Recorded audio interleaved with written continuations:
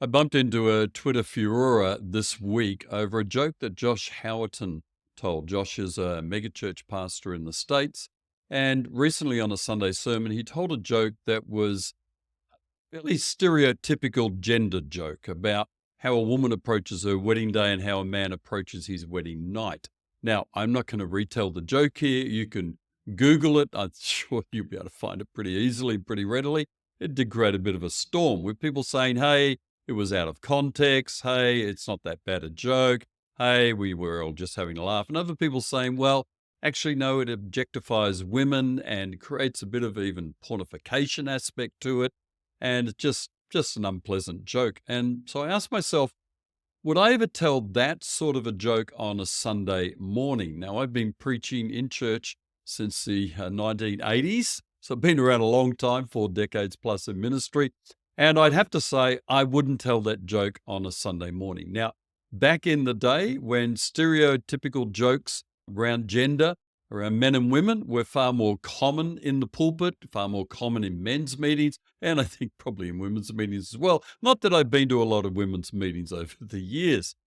I think they were more typical back in the day, but even back in the day, that sort of joke, would I have ever told in a Sunday service? No, I have to say no. And I think even in the context of a very relaxed church and a real setting where you're well known and your congregation knows you, you've got to remember there are visitors there who are hearing you for the first time. If the first time they hear you, they hear a joke that's on the edge, then I don't think it's going to be particularly helpful for them. And I think even in a men's meeting, would I have told a joke like that? Possibly in a setting where I was very well known to that group of men, and those men knew me, I knew them. There was a sense of context that it was safe and comfortable and good.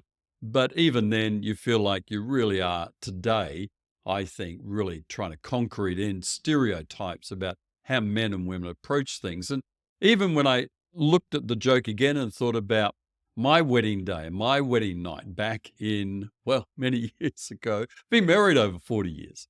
I didn't approach my wedding night like that, not even in a funny sort of way. So for me, I jumped onto the side of, and I think I did put a comment up on Twitter. I can't remember.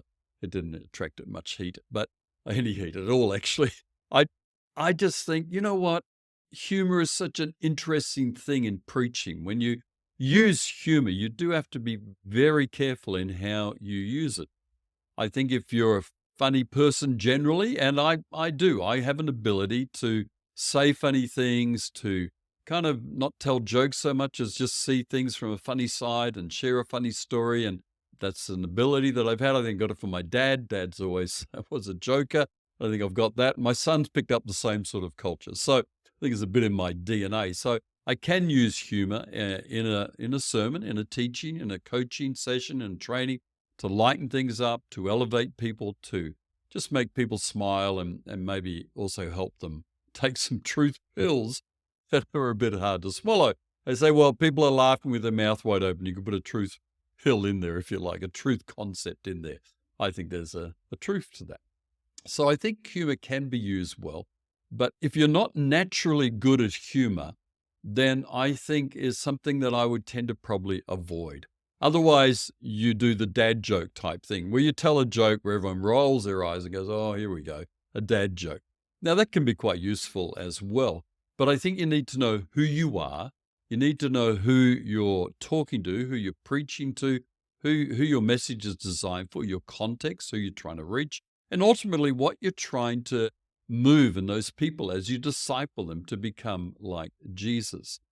So I think if you've got a joke or a story that's on the edge, I'd run it past your spouse first. I'd check with some friends. I remember once when I was writing a lengthy blog post about a megachurch here coming to Perth and thought this post has potential to be unhelpful. I ran it past a few very good friends and said, what do you think? Is my tone right? Give me some feedback. And some of the feedback I got adjusted the blog post to be, I think, far more helpful than what it would have been without that feedback. And so I think when you're going to do something that's on the provocative side, and when you think, I'm just not sure how to phrase this, check with your spouse, check with some friends, run it past some people. rather than just go, you know what, I'll shoot from the hip, and if people don't like it, too bad.